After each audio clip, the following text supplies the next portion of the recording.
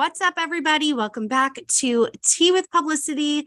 Another exciting week here on the pod. I have Zachary Reality joining me. He is, if you don't know him, like the new wave of celebrity news correspondent that spills the tea on every show out there right now, like Love is Blind, Temptation Island, The Bachelor is his specialty. And he's joining me today because Bachelor in Paradise is currently filming, and we will be breaking down what the hell is happening on the beach and talking a little bit about everyone comparing him to Reality Steve. He is clearing some things up. We are throwing a little shade, but most importantly, we are spilling some tea. So I am so excited. First, before we kick things off, let's you and I catch up. If you guys are new here, hi, welcome to the Tea Tribe. We catch up on what's going on in my life, in my world. And then what we will do is get into the interview with Zachary. Then we will do the Spill the Tea segment where I talk about some other things that are going on in the universe. And as always, we will do the Ask Alyssa segment where I dish out some advice. So what is new in my universe? Same old. I did have a really good weekend though. Friday, what did I do Friday? Oh my God, Jill and I went to a outdoor movie. It was free at Brookfield's Place. I posted a TikTok about it, and I think it's actually over this week. It was for the Tribeca Film Festival. We saw Erin Brockovich, and it was just so cute, such like a New York City evening. And then Saturday, I had my friend's baby shower. And then after her baby shower, I went out in the city with some of my TikTok friends, Andrew, Scott, Erica, and Kate. And it was so nice because I got to Saturday was a whole day of mixing and mingling friends for me. Like I got to introduce Jill to my TikTok friends, and then my friend Chelsea, who doesn't live here, I got to let her spend some quality time with Jill. And it was just one of those mixing and minglings. And, sometimes I think about my purpose, what am I on this earth to do? And I honestly think it's to be a connector of people.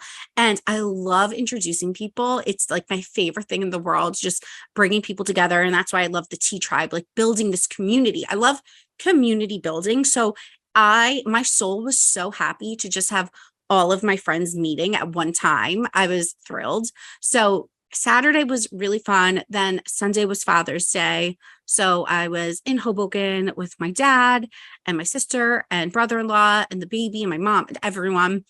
And that was really nice. So it's been a good few days. I do have one funny story from this weekend. So we're at this bar on Saturday night, and I went outside for a second and I come back in, and my friends are talking to this guy. And my friend Danielle is like, oh my God, I'm so excited. I made a new friend.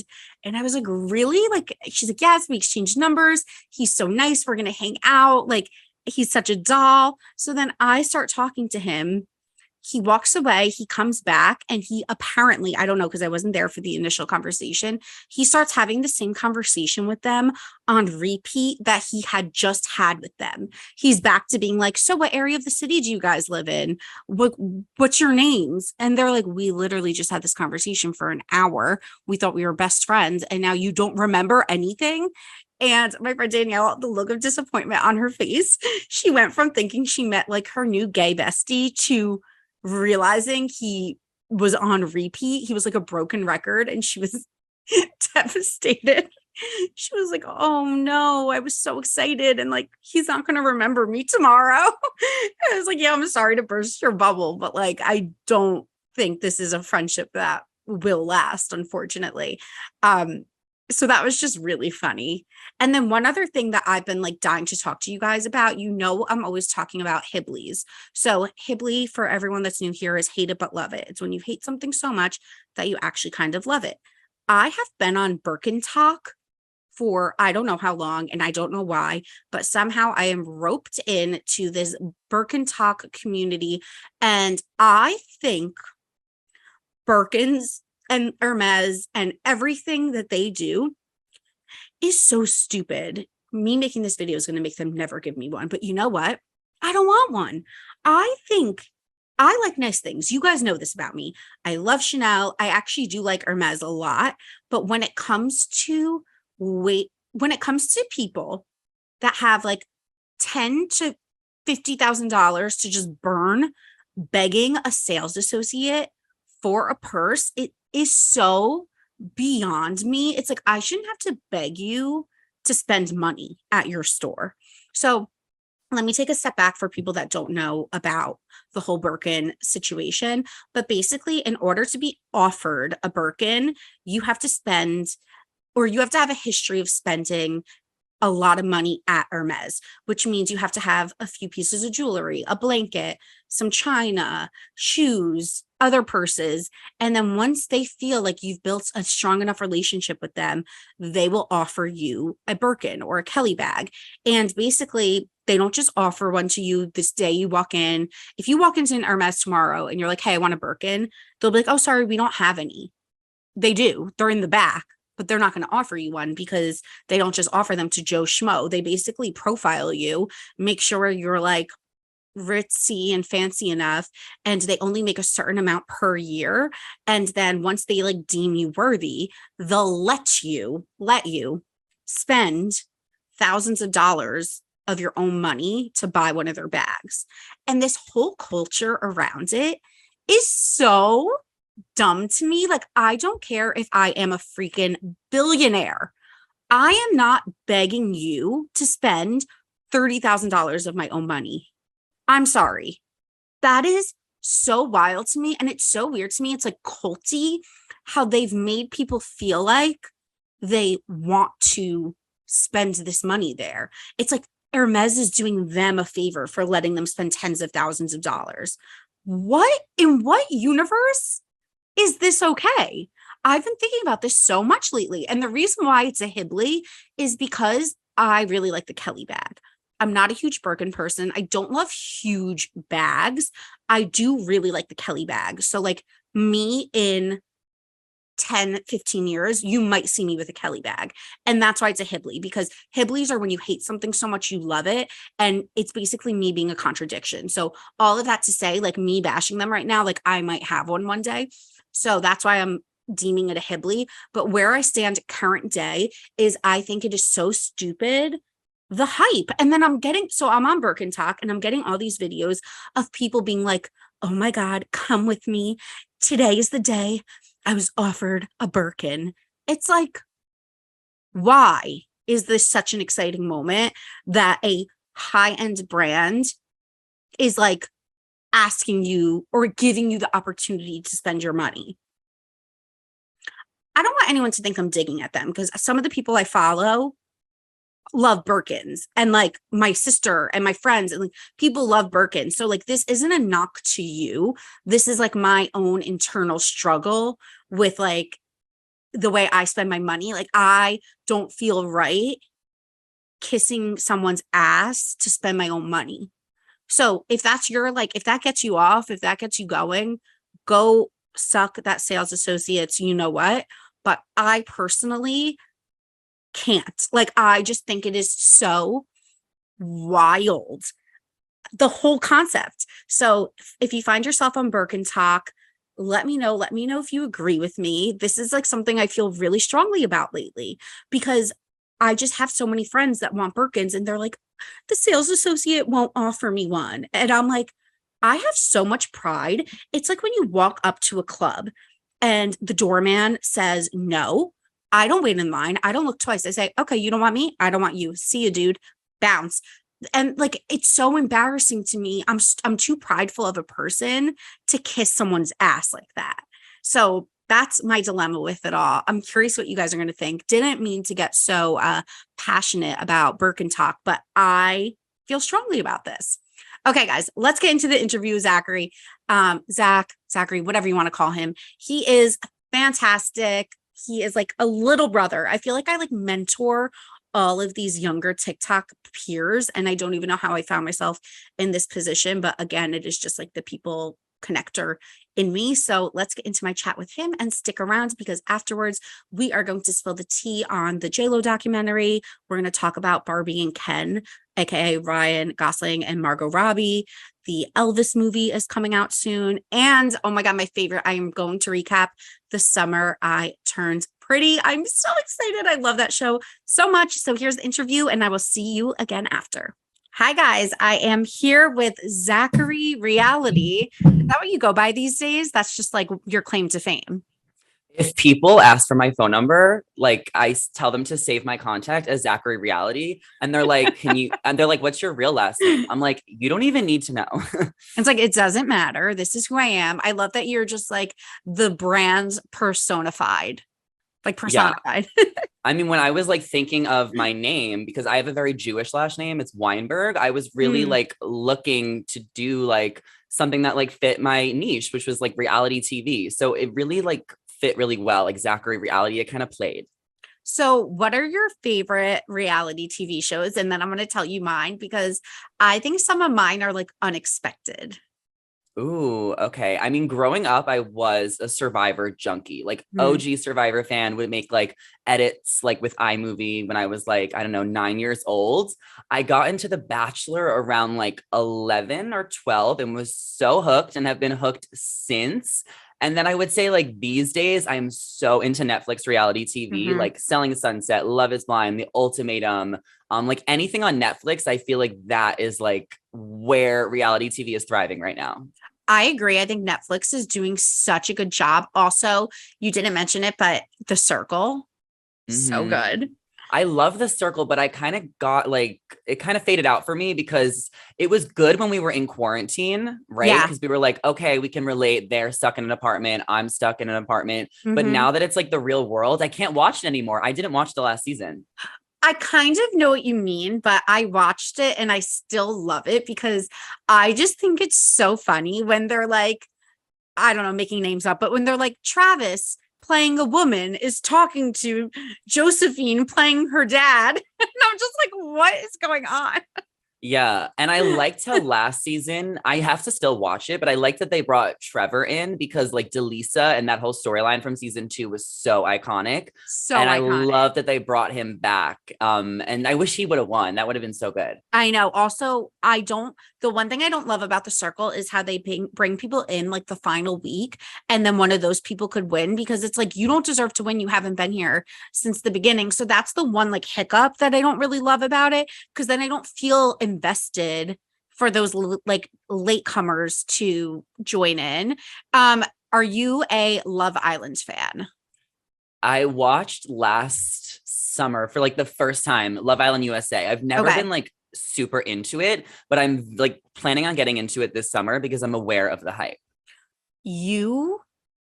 As a reality TV stan myself, I urge people, like I tell everyone, if you like Bachelor in Paradise, Love Island is Bachelor in Paradise on steroids. Like it is hands down the best show on reality TV. Like, but isn't it on like so many nights a week?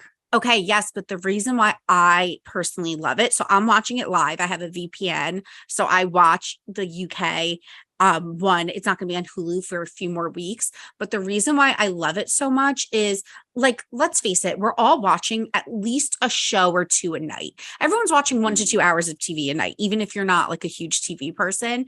And it gives me something to look forward to. So at the end of every day, I have 1 hour of this show that I'm obsessed with.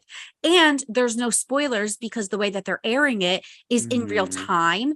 And there's not producer intervention in the same way as The Bachelor is. Because The Bachelor, they're standing with cameras in your face, whereas Love Island is more like Big Brother style cameras that are just plastered around the villa. So it's not as much like producer intervention or like fake storylines. Like, sometimes The Bachelor could get so diluted with like, oh, go give this birthday cake to this person or go dress up. And it's just not like that. So I love it. Like, I think it's so good. And I really want you to watch this new season because so far it's like really juicy. Of UK or like the USA one? No, USA doesn't come close. Everyone says the UK is better, but why do you think that is? I think because they approach reality TV kind of different than we do in the States. Like they, first of all, they were like the first show to like really not drive on like controversy of like people hating each other. Like all of the women will be like, babe, I really like him, but he likes you, so go date him. It's fine. Like Mhm. there's no like cattiness.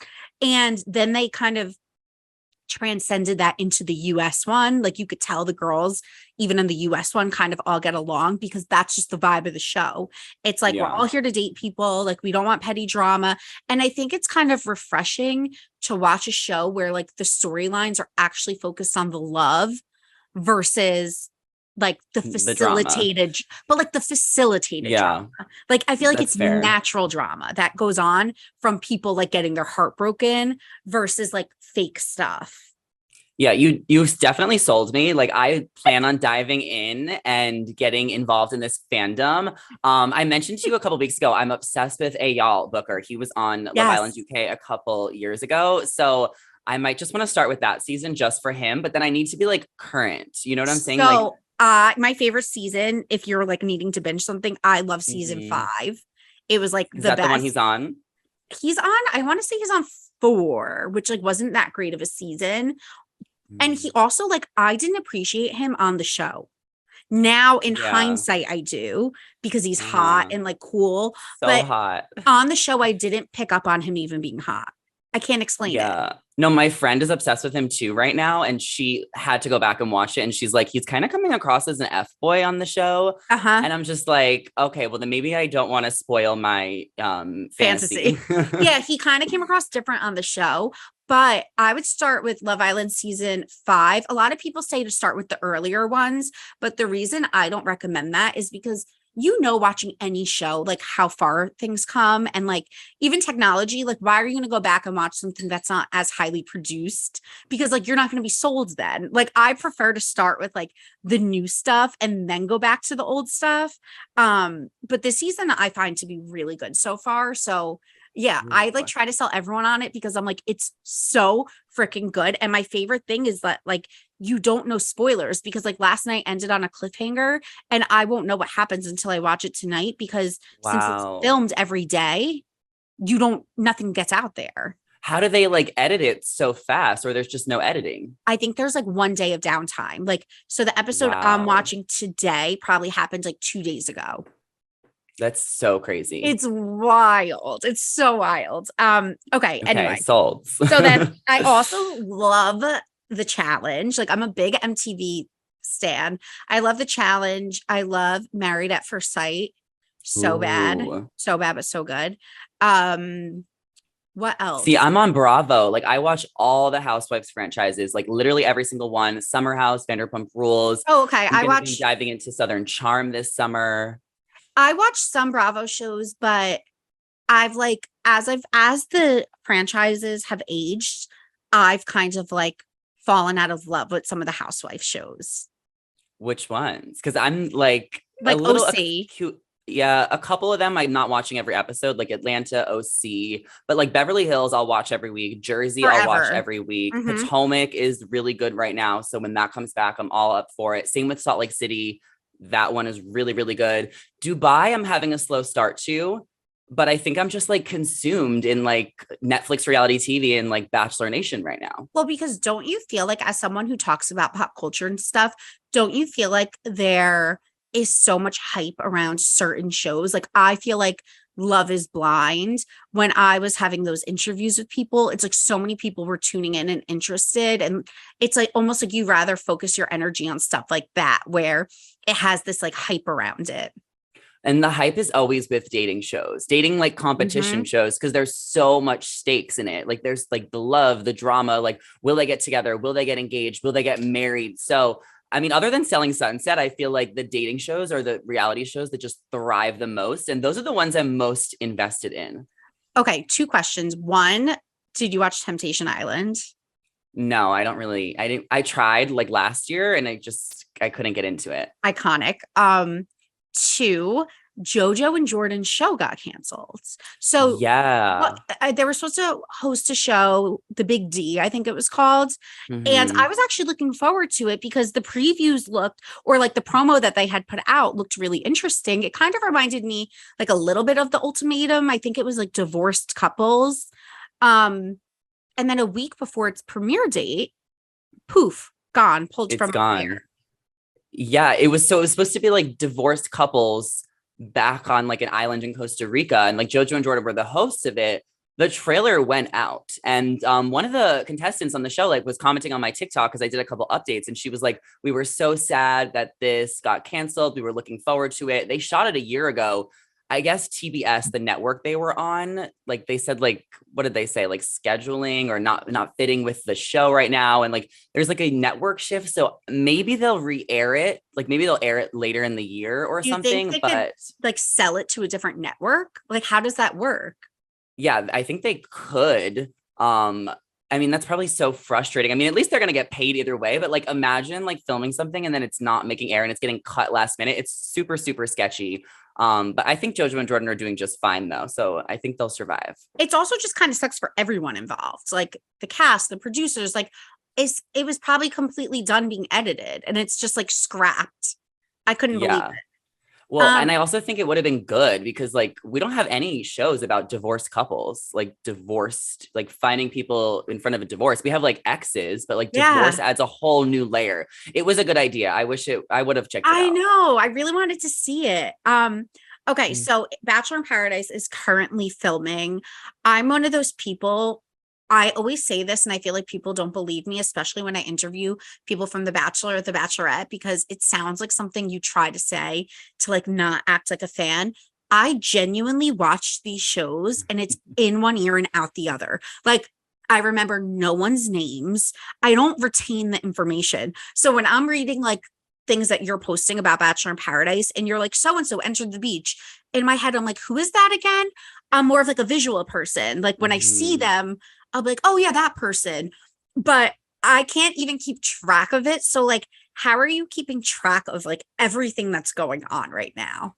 I think that I've just dedicated a lot of my page and my job to Bachelor Nation. I Mhm. think like as like journalists and like, entrepreneur, influencer, content creators, like we can talk about whatever we want to. And like I've really found my niche with Bachelor Nation. So I just focus a lot more on it. Like some of the shows you mentioned, like I don't even watch, I don't cover all of them. And I think it's like kind of important to zone in on a few shows when you're Mhm. building your platform because that's when you talk about things people can relate to it and then they want to follow you. I've like tried talking about shows that I don't know anything about and just to kind of add some variety on my pages and like I'll read some articles and then people see through it. So I'm like I'm just going to focus on Yeah. what I know and what I'm good at and become an expert in it. So I mean, I feel like I can name everyone's name in the past like 5 years. Like it's insane.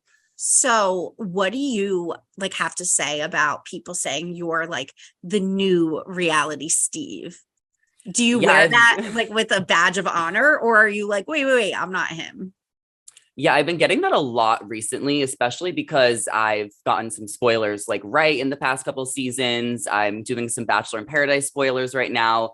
In one way, it's like he is like the OG spoiler king. So, like, okay, like it's kind of like, all right, like I got some street cred. But in another way, like, I don't want to be that person that like spoils every show. Like, Steve, like, literally spoils The Bachelor to a T. He's like, this is what's going to happen. This is what you need to Mhm. know. Like sometimes he gets it wrong. Usually he gets it right. And like, I don't really want to be that account. I'm more of like a commentator, a recapper. Like I do parodies. I give my opinion. I'm a journalist, but I think it's also necessary and important to do some spoilers. And if people are going to send me some information, I'm going to do a little tease. Yeah, and like you and I were kind of talking about this yesterday when we were chatting about how just because like you're receiving information, because people send me tea too, it's Mm-hmm. like it doesn't mean it's 100% right, but sometimes it's just fun to speculate. And it's like you get this information, and I like the way you present it to your followers because you'll full on be like, hey, do you guys want me to share this? And you do a poll and they'll vote yes or no. And then you'll say, like, hey, I don't know like if this is true or not, but this is what I received. So I'm sharing it in good fun. And I like how you kind of do it in more of like a fun way. Whereas like, I think Reality Steve has garnered such a reputation for being like heavy. Like a lot of past show contestants don't like him because he's like in the past been controversial or body shamed people or had these like weird allegations against him.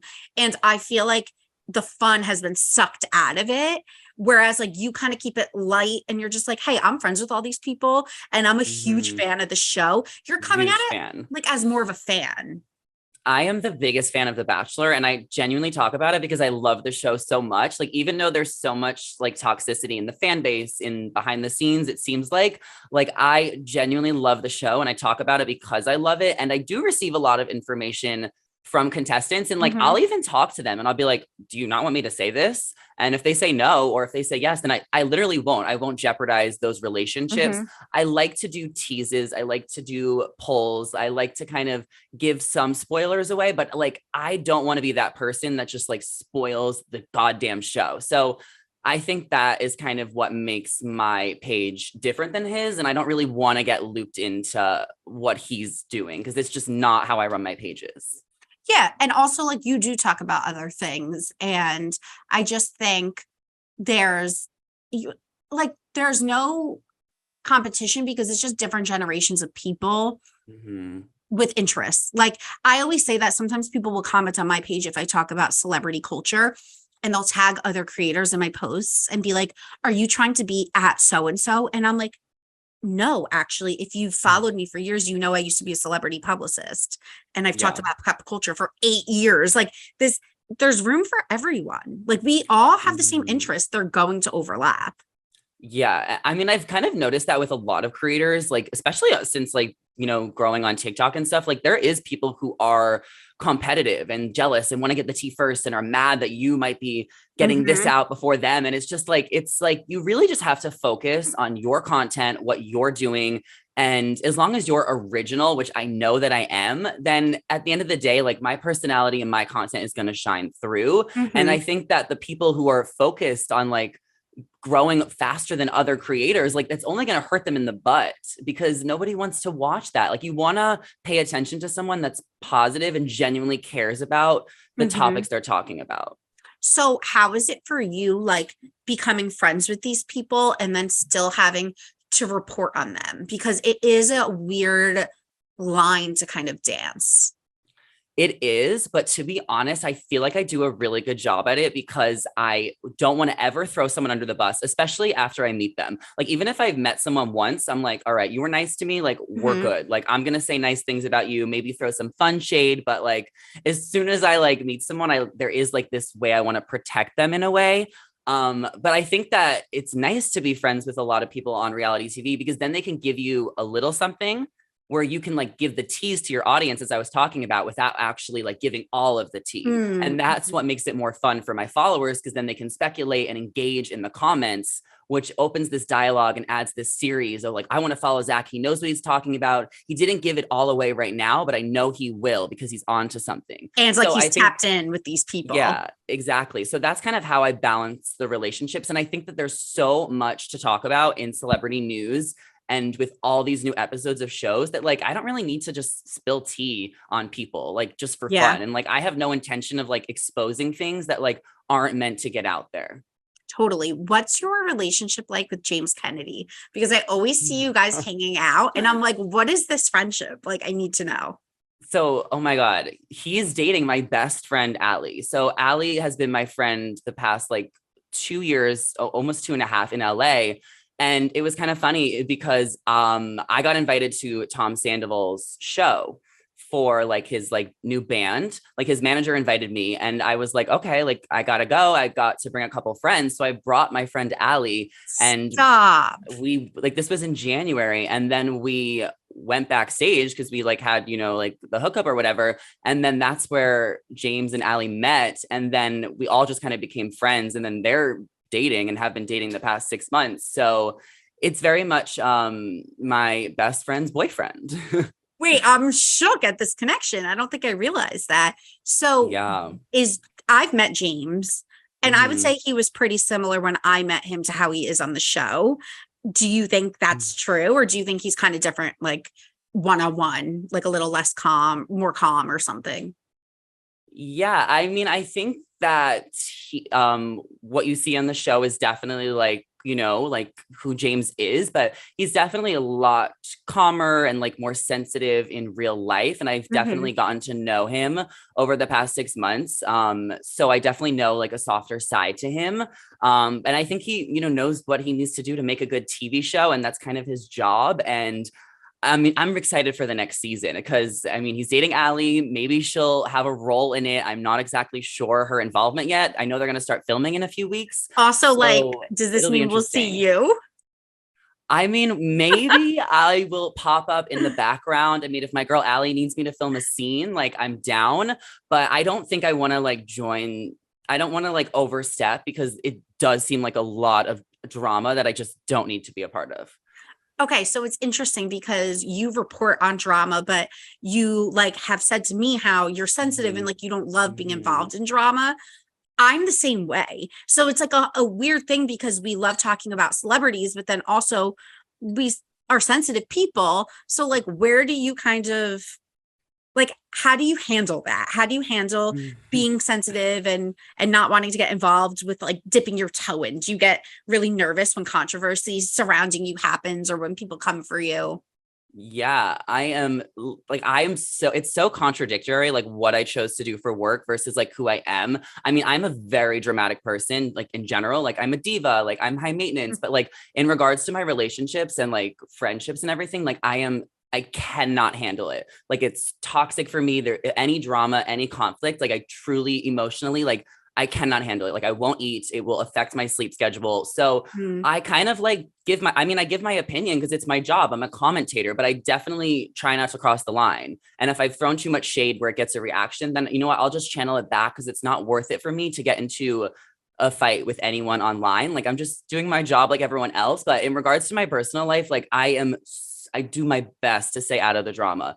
It's kind of hard in LA. I feel like there's a lot of people who like literally think they're on a reality show like Like all over 24/7. Yeah. 24/7. And like, I like to be like that too, but it's also my sense of humor. So I feel like there is a key difference. Anyone that knows me knows that I truly just want peace and harmony in my life.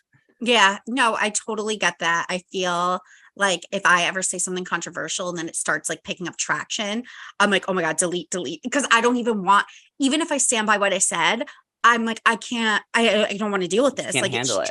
it stresses me out because I don't like disappointing people. So like if people like aren't agreeing with my opinion, I'm like, it's not even worth me having this up because I don't want to upset anyone. And it's But just like, there is a fine line though, because like in one way you don't want to engage in any like petty bullshit because like there's so many people on the internet and like on fake accounts with like usernames and comment sections or Reddit who like want to like start stuff, and it's like you don't want to engage in any like ridiculousness, but you also like do need to stand up for yourself, I think, yeah. at times. So I mean, as long I'm always going to take the high road in my career, and that will show over time.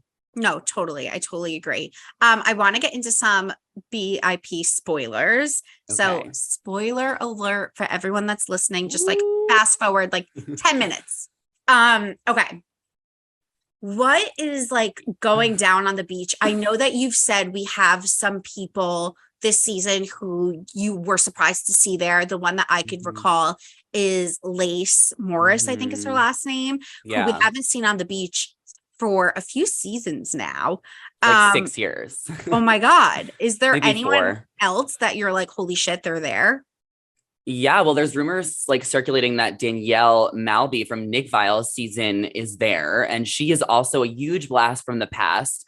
So I would say her and Lace are my biggest surprises. I think a lot of the cast that's there is mainly from Clayton's season and from like the guys that like we expected to be there from Michelle's season or Katie's season.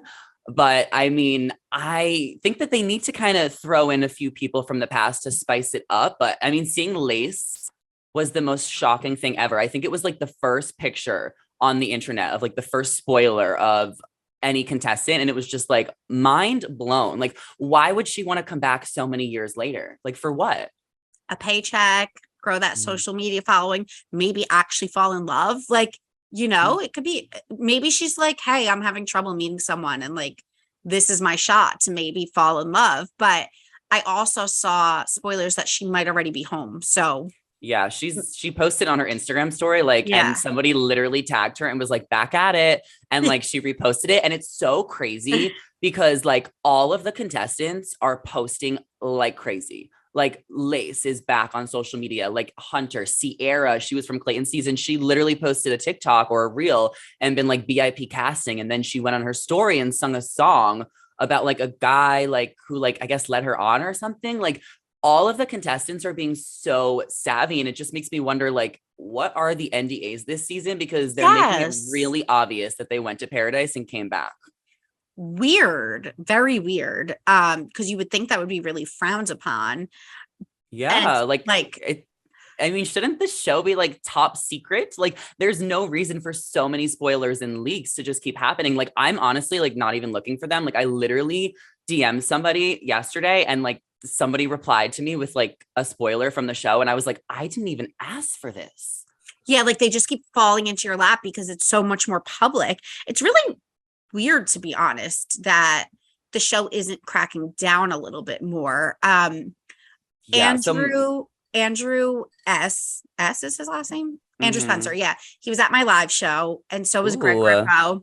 And I'm friends with Greg. And I knew all along Greg wasn't going to go on Bachelor in Oh, and you Paradise. couldn't tell me? You couldn't send me a text? I don't spill like I don't Yeah, say yeah. anything because I'm like, first of all, Greg told me he wasn't going, but so did like a few people a few seasons ago, and then they show up on the beach, like Derek. Mhm. Oh my God. Like they say they're not going to go and then they go. So then you look like an idiot anyway. But part of me, then the rumors were swirling that Greg had broken up with his girlfriend. And I'm like, oh my God, is he going on? Sure enough, didn't go on. Andrew, I knew was going on all along because he was very open about the fact, like, yeah, I'm going on. And I even asked him on stage at my live show, like, we going to see you on the beach this summer? And he's like, I don't know. Like, what's happening with him? Like, who's he coupled up with? Yeah. So, I mean, I heard that he was coupled up with Teddy for a second, like at the beginning, and then she ended up self eliminating because, and I was told this because she felt too much pressure. Maybe she just felt too much pressure to be like the it girl. I mean, there was a lot of pressure on her, a lot of pressure with her and Andrew. I almost wonder, and maybe you can like give your opinion. I almost wonder if Andrew, since he was like really down to go on Paradise and really wants this Paradise couple, I wonder if he almost put pressure on her because they kind of were like the top dogs. I think the pressure maybe just comes from interviews of him saying he was interested in her, which like isn't really his fault because a lot of people do press interviews and say who they're interested in seeing. And I mean, if she felt that pressure, like it's understandable, but at the same time, you get baited in these interviews and like you kind of have to say who you're, it's like just a way of shooting your shot. It doesn't mean Mhm. it's going to work out. Like, look, Blake and Hannah G did it, and then she wound up with Dylan. Like Yeah, you yeah. you And could now they're all say it. friends. Yeah, like you could say it all you want, but it doesn't mean you're going to necessarily have like fireworks when you meet up. But yeah, I mean, it's a good place to be in, to be like, oh my God, everyone likes me. I have to go home. No, but honestly, like I respect her so much. And I think there is like a record number of contestants that have already left the beach. Like I can name 4 people, maybe 5 that self-eliminated. And Tell I us give them who. I give them so much respect because at the end of the day, like if you do not want to be there and you don't feel like it's the right environment for you and you're going to take yourself and you already flew to Mexico and you're going to like take yourself off of TV and like not care about like Yep. how it's going to look, like I give you so much respect and credit. And like So followers and yeah, clout. because at the end of the day, like the Bachelor contestants aren't is getting as much followers these days. I have a feeling they'll get a lot in Paradise. And like I get it. Like if you're already contracted with the show, like you might as well do Paradise. It's like your second Mhm. chance, but it's kind of messy. So I mean, Teddy left the beach, Sierra left the beach, Sally left the beach. And I put up a poll yesterday because I got like insight that Peter the pizza man left the beach, but I didn't want to say it right away. So Wait, I put the it pizza man, he from went? Michelle's season. I thought he wasn't Yeah. going to go. No, he went. Peter The the like pizza man. Italian pizza one that got in a fight with the other guy. Will, who I don't know if he's going because I saw him vote on my story actually a couple of weeks ago, like tell me all the tea. Cause I was like, do you guys want to know spoilers? And it was like, do you want to know who's there? And it was like 90% people wanted to know. And I noticed that I have the best time scrolling through my stories, just looking for Bachelor contestants, whether they follow me or not follow me. This is how I know They're some people looking. are home. I'm like, you are looking. I mean, I have so many fake accounts that like view my stories. And it's crazy to me when I drop some tea and these fake accounts move to the top. I'm like, are these producers or these contestants? Like, it's just insane. But that's also another way I keep up with things. I mean, there's my secret. I don't want to give too much away because I don't want to lose these follows. No, of course. And also, I think that is like the number one tell-all sign. Like someone, someone signs back on social media and you're like, okay, they have their phone again. And I was telling you the other day when we were chatting how people from other shows, like MTV shows, they actually have friends run their accounts while they're off filming to throw off the people that spoil the challenge. And I'm like, that is next level, like savage to have someone else running your account. So the spoiler accounts don't know when you're back. Like that's the way to do it. Yeah. And I've always said, like, if I ever go on a reality show, I would love to hear your take if I should or would. But my cousin Kelly is like my best friend. She is like, she would know what to do. And I would just give her my account and like do content. And I mean, let it be, because you got to be super, super sly. I would love to see you on Big Brother. Yeah, I applied to Big Brother. I applied twice. I don't think they're not putting me on. I haven't really heard back. I think I did one phone call last year. I'm not dying to go on Big Brother because I truly like don't watch like a lot of it. I mean, it's also like so many nights a week. That's such a commitment. I think that would be the one that would make the most sense for me. Or maybe The Circle would be a vibe too. But then like, oh, gotta get stuck in an apartment. My number one show I want to go on is The Circle. Yeah, I mean, you would do really good as a catfish. I think I would win it. Yeah, and that's the mindset you need to have going into those shows. Yeah, like I really think I would win it because I have a publicist background and I'm personable. Like I need to go in there. I'm dying. I made it to like final round casting during quarantine. Ooh, were you going to be a catfish? No, I was going to be myself. Oh, okay. I know. And then wait, you would do good as yourself. Fun fact that you'll love. So when I first graduated college and I was like 23, I applied to be on The Bachelor and got a call back 2 seasons in a row. And then I ghosted them and never went to the interviews. Oh my God. Why did you decide not to do it? So the first season that I got a call back for was who was The Bachelor? And you would have been with Claire. Could you, but I was so young, like they were all way older. I was like right out of college and he had a kid at the time. And I remember being like, I can't even fake like go on this thing because I just like do not want to date a man with a child. I'm 23. Like I couldn't even pretend. So I like ghosted them. And then I applied the next season and it was Chris Soules. And then they called me and they were like, we really think you should come in. Like, we really want to meet you. And I ghosted them again. And I just like, again, I was like, I can't like date someone from Iowa. Like that's just not my vibe. And then the next season, I finally actually wanted to go on because it was Ben Higgins and then they never called me back. I mean, at that point, you kind of missed your shot. I mean, sometimes they cast people and then they like get cut last minute. Like, did you know like Greg was originally on, I think Claire's season, Michelle's season. Yeah, thank God he didn't go on that one. Yeah, like they reuse a lot of contestants because they always cut a few and like something changes. So like they always reuse them a couple years later sometimes. It's really interesting. I just really respect the people that go on one season and then they're like one and done because it does, especially with someone like Greg, like everyone thought he had these awful intentions and it just kind of goes to show like, don't judge a book by its cover. Like, don't think too, like, he really isn't that way. Like, he's actually a pretty quiet guy.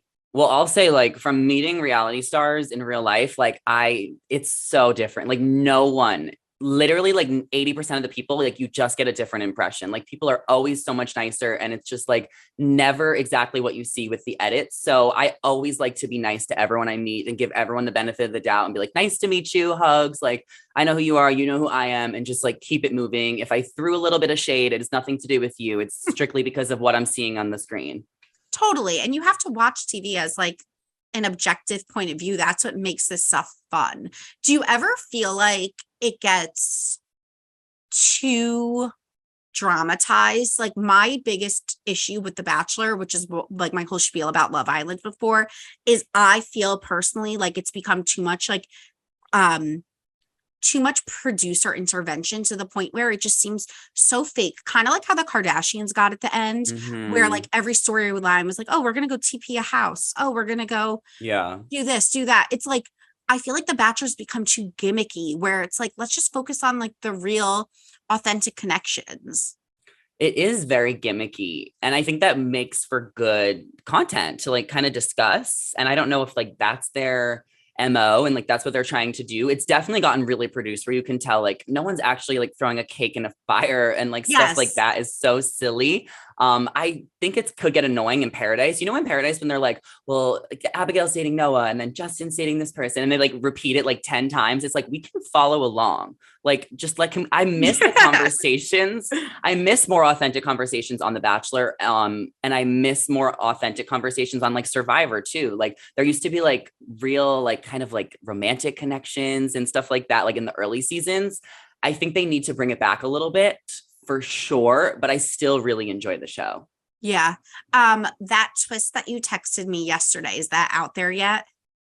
Yeah. Okay. Do you want to tell It's not even, honestly, it's not my story to tell. Like, I mean, credit to Reality Steve. He posted about the Casa. He posted about the Casa de Amor twist. Yeah. So I don't know too much about it yet. I did not hear that one from any of my sources. And I think I was kind of telling you, like, I am going to start dialing back on spoilers. I'm kind of going to tell my followers, like, slowly that, like, now that we're getting to the second half of Paradise, like, I've been really covering a lot of it. I don't want to spoil the ending and spoil the show, especially like so many months in advance. I just don't think that's fair to like production, the cast, the fans and stuff. So I kind of want to just like not follow the spoilers as much, at least not until it's closer to the season or the season started. Like last season with Clayton, like I got the Susie spoiler correct that he was going to pick her and they were going to be whatever. And like, I shared that like a few days before the finale. Like, I just don't know if I want to share spoilers like so many months before the show airs. Yeah, I get that. And I was telling you, even you should do like a Patreon and put it behind like a paywall, so the people that are interested in seeing it could go see it. But then like the public, you're not spoiling it for them. Yeah. So, and maybe I'll do that. I mean, I think like I'm really trying to like just focus on like my journalism career and like TV hosting and like building content. And I don't know how much I want to dive into spoilers. Like, I know we kind of talked about that the other day, but like after like really sleeping on it, like I do want to do spoilers and teases, but I just don't want to full throttle it. I just don't think that's what would work out for me in the long haul for what I'm trying to accomplish. I think that's a great realization. And that's why like even stuff that I find out, I don't always say, because I'm just like, I don't, I've gotten like really juicy stuff specifically from The Bachelor about contestants that would like make headlines that I'm like, I just don't feel comfortable saying that, because sometimes it's something really personal. And I'm like, this is someone's personal life. And like, who am I to put this out there? You know what I mean? So I just kind of like keep it to myself, and, you'll make that decision as it comes, but you're killing it. You are definitely our Bachelor go-to source and all things pop culture. And where can my followers and everyone follow you, stay up to date?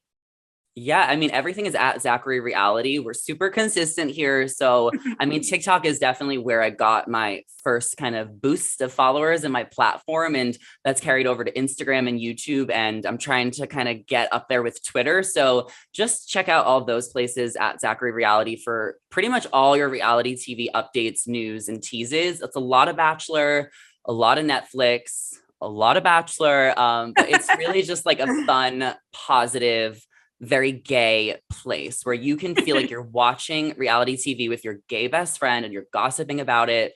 And like, I love going on live. I feel like I'm FaceTiming my followers.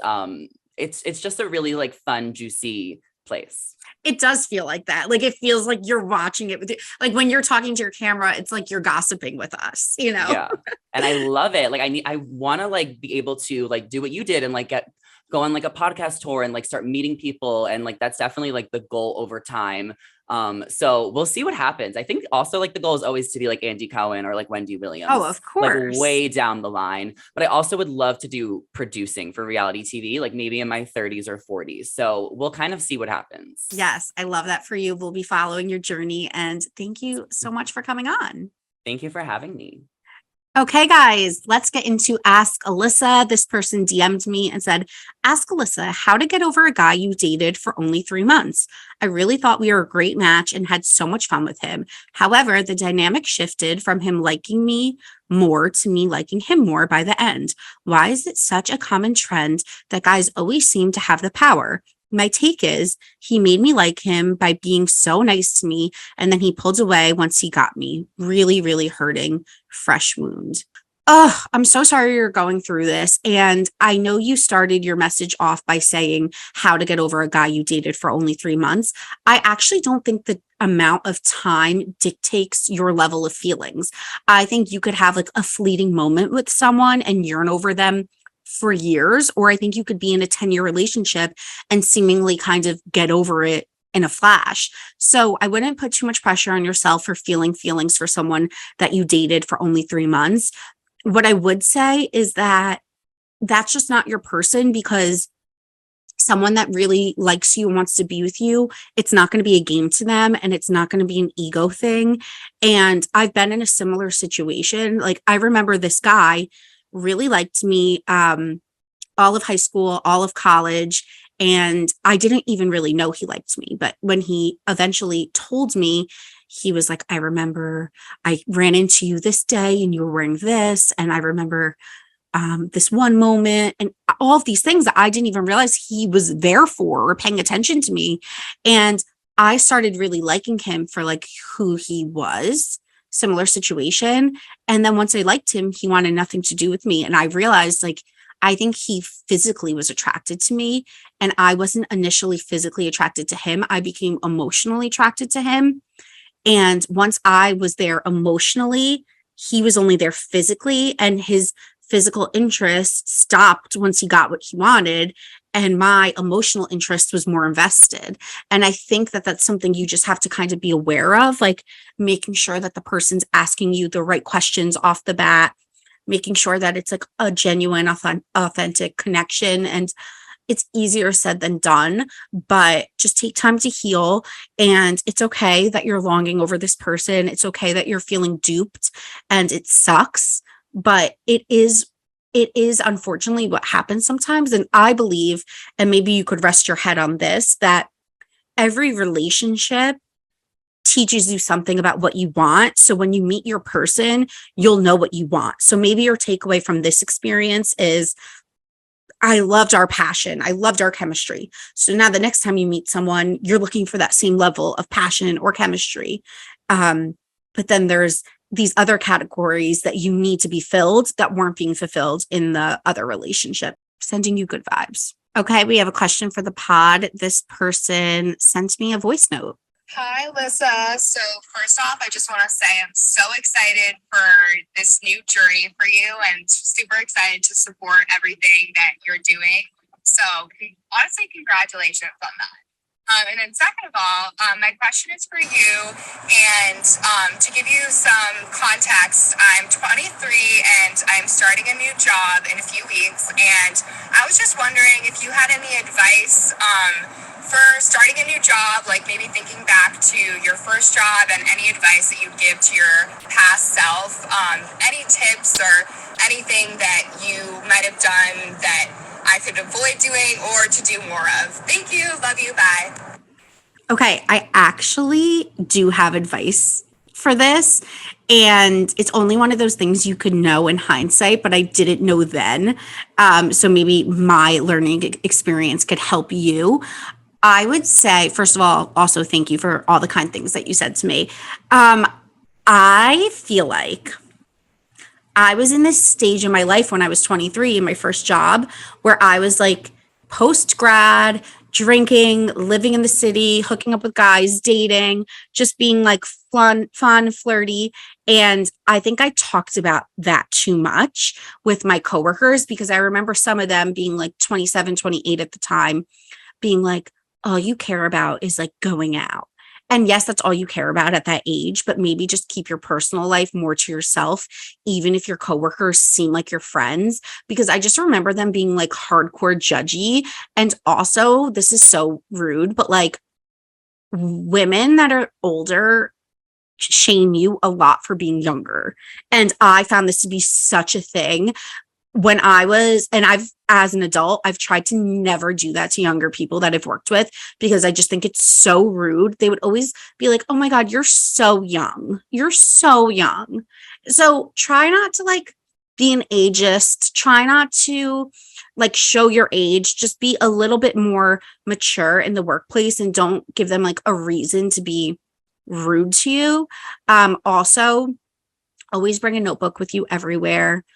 Don't just rely on your phone for taking notes. Like if you have a meeting, don't bring a laptop, don't bring a phone, bring a notebook. Just show up professional and just realize that those years are the growing years and you're going to be like kind of quote unquote bottom of the barrel.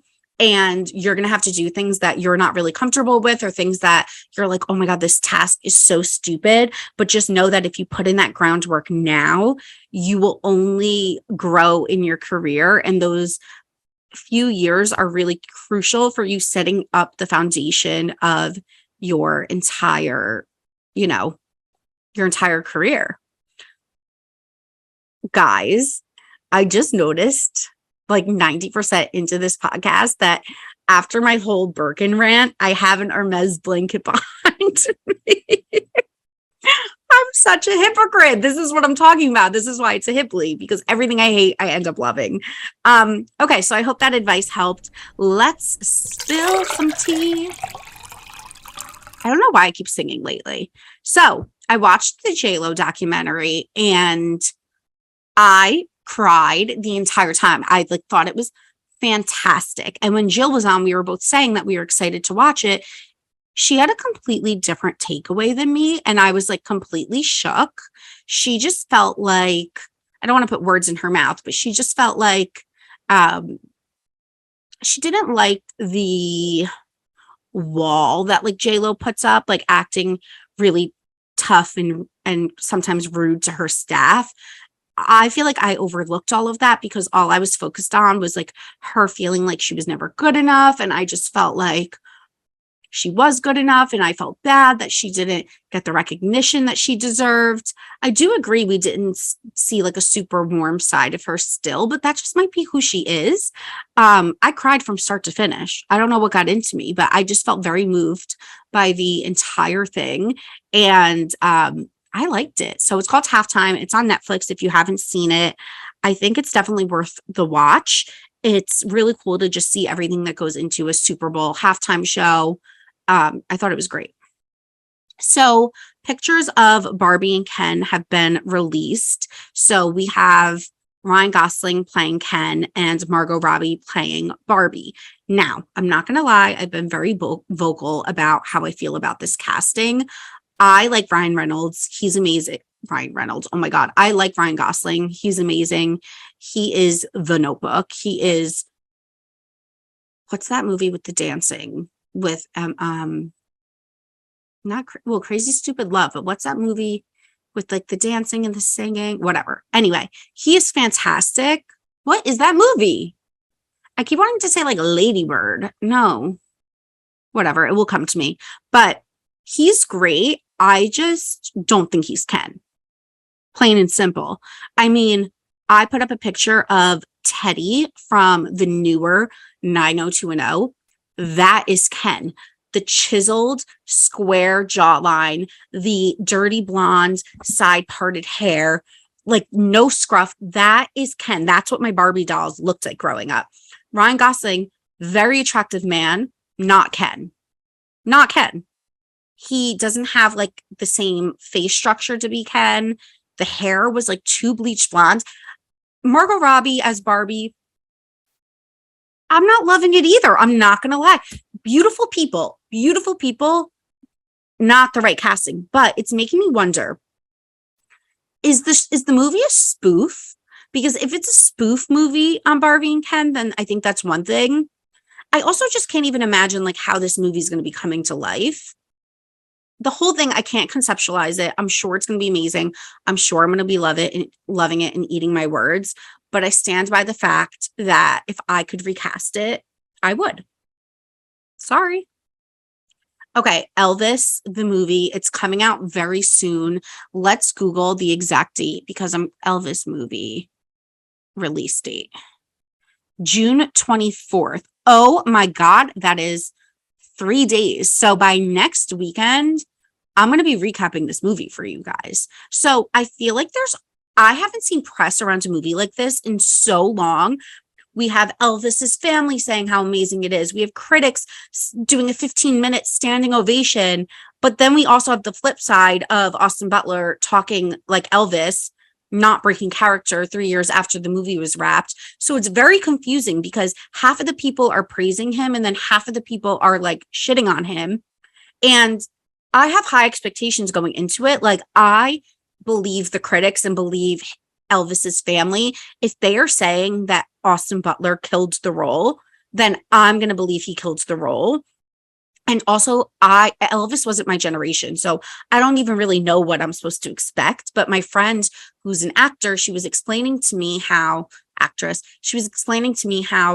sometimes like you don't have to necessarily look like the person to embody them. So a lot of people being like, he doesn't look like Elvis.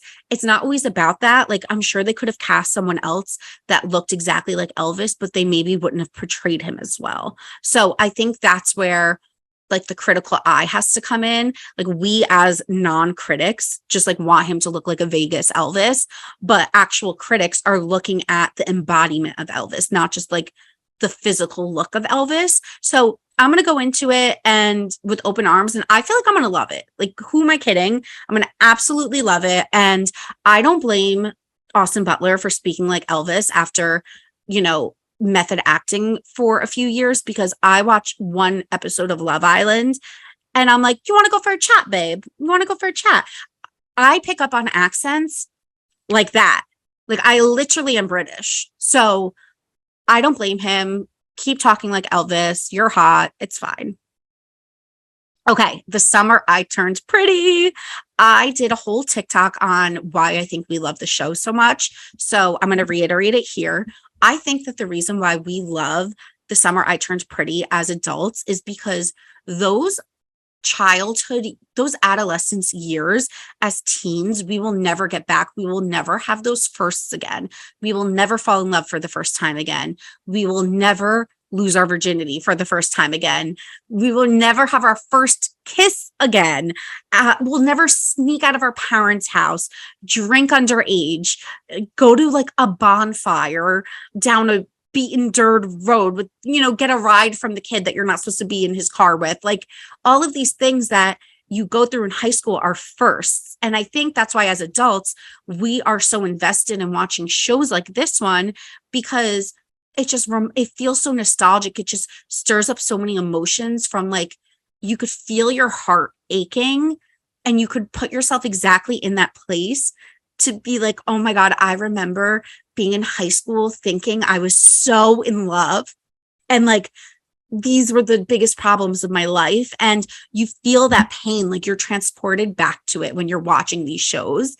And I just thought it was so fantastic. The first episode, I was like, uh-oh, this is corny. Like, I don't know if I'm going to get through this. By the second episode, I was absolutely hooked. First of all, cougar alert, but Conrad is gorgeous. Like, he looks like a young Leonardo DiCaprio. I was getting Leo and Titanic vibes the entire time. So cute. I think the main character, the girl, gorgeous. Belly is her name, which I hate the nickname, but whatever. She looks to me exactly like Abigail from The Bachelor, the one that's dating, what's his name? Abigail,